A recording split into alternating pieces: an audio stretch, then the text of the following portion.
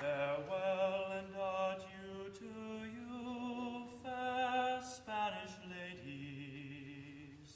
Farewell and adieu to you, ladies of Spain. For we've received all. The British Empire may not have technically ruled the world, but it was, in fact, the largest empire to exist at any point throughout history. Reaching across the globe and carrying on over multiple centuries, the British Empire owes its success and ability to expand so widely. The geographical position of Great Britain served as a major advantage to the growing empire. Given that the nation was an island, the likelihood of being invaded or conquered was somewhat lower than a country that was surrounded on all sides by foreign powers. Although Britain was not completely immune to incursions, it definitely benefited geographically, both in terms of external threats and when it came to any border disputes. Britain had a pretty clear and straightforward border between itself and any other nations. While Scotland and England split the landmass that was bilaterally united with the ascension of Scotland's King James VI to the throne of England in 1603, both states would together make up the nation of Great Britain by 1707, sharing their outward borders with nothing but the North Atlantic Ocean and the North Sea.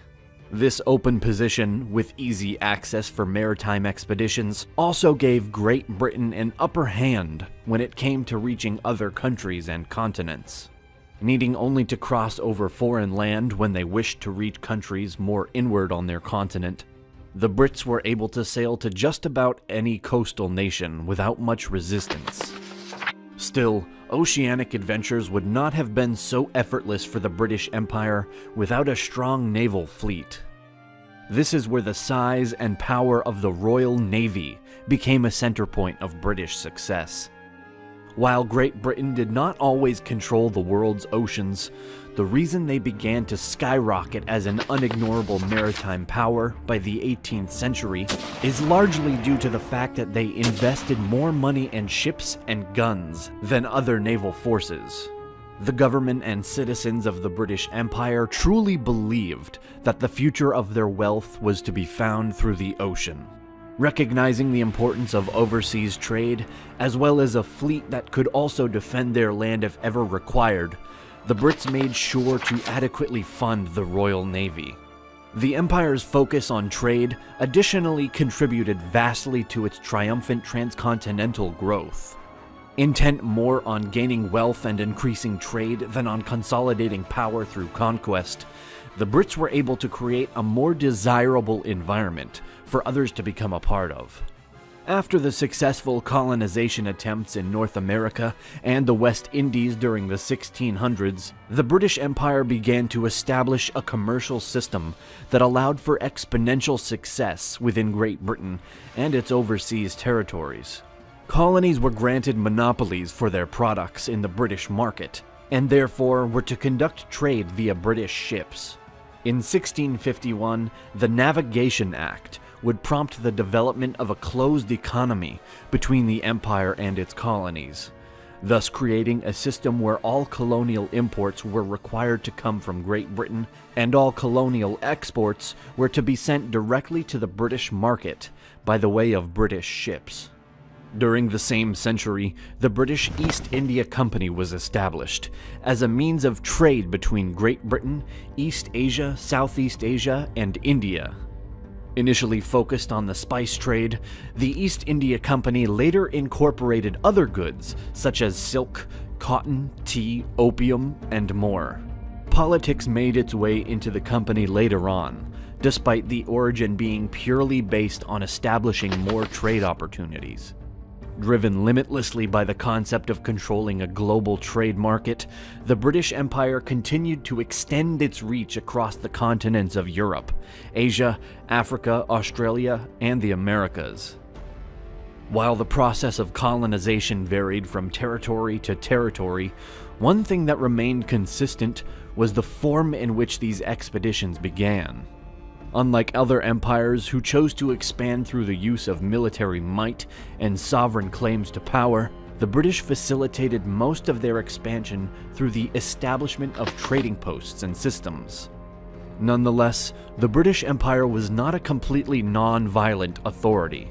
On top of the Anglo-Dutch and Anglo-Spanish wars near the start of British expansion, the empire also engaged in conflict with its American colonies during the American Revolutionary War, later followed by the dissension in India, succeeding the decline of the Mughal Empire, and leaving the British East India Company as a prominent political power in the region. The presence of Britain in India was also notably more forceful than some of their other trade-focused enclaves, demonstrated by the expansion of the East India Company's power through the threat of violence against those who protested. The continued tensions between the British and French were no longer secluded in India either, as the 7 Years' War erupted in 1756, lasting until the Treaty of Paris was signed in 1763, leaving Britain as the leading power across India and the world's oceans. When the American Revolutionary War came in 1775, after the British Empire responded to the "no taxation without representation" movement of the Americans by sending troops to try and subdue the colonies, France and Spain chose once again to go to war with Britain, now as allies of the newly declared United States. In 1783, at the Peace of Paris, the British Empire was forced to acknowledge American independence, in turn relinquishing any control over their former colonies. Devising a new strategy after such a drastic loss of territory, Great Britain now turned its attention toward the continents of Asia, Africa, and Australia, marking what some historians call the beginning of the Second British Empire. Though trade between the United States and Great Britain actually continued after the installation of independence, the empire chose to utilize the uncolonized coasts of Australia, which had been discovered by a Dutch explorer, Willem Janszoon, in 1606, and later claimed for the British Crown by James Cook in 1770 under the name of New South Wales. Still feeding their fresh craving for expansion in South Asia, the British suddenly engaged in a series of conflicts after the Battle of Plassey, which had occurred in 1757. By 1774, the British Empire took on a chain of attacks. The Anglo-Mysore Wars were fought until 1799, followed by clashes with the Pindaris. Attacks on places like Sindh and Burma also accelerated the new consolidation efforts of the British East India Company, on top of what was referred to as the Doctrine Lapse, where the Brits forbid the ascension to the throne of any Hindu ruler if they were not the natural heir. Once the current Hindu leader either died or was removed in some way, the British would occupy his state and gain control.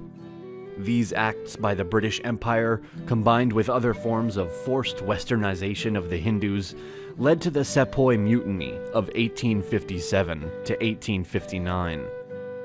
Tired of the current heavy-handed British rule, the Indian troops of Meru sparked a rebellion that would spread throughout the nation. Peace was finally declared in July of 1859, and the British East India Company was scrapped.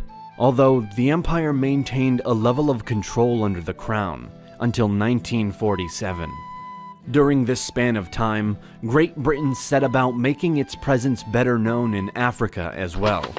Although the Royal African Company had been established back in the 17th century, finding ample profit in the slave trade until its abolition in 1807.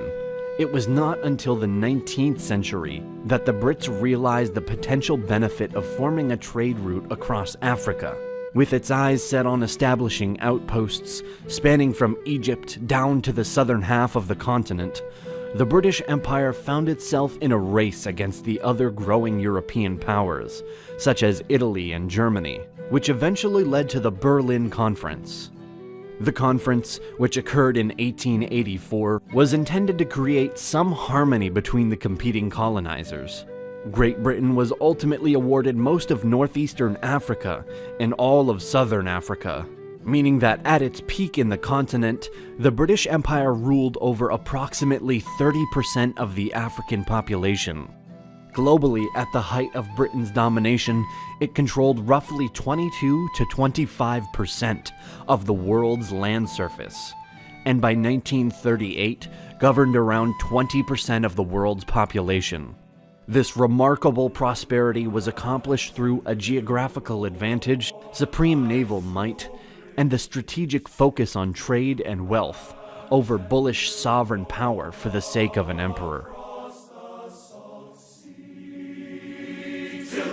Soundings in the channel of old England, from Hush and from Sailing to City, for the first land we made was a point called the Dead Man, next Ram's Head off Penrith, Stockport, Land and Wide.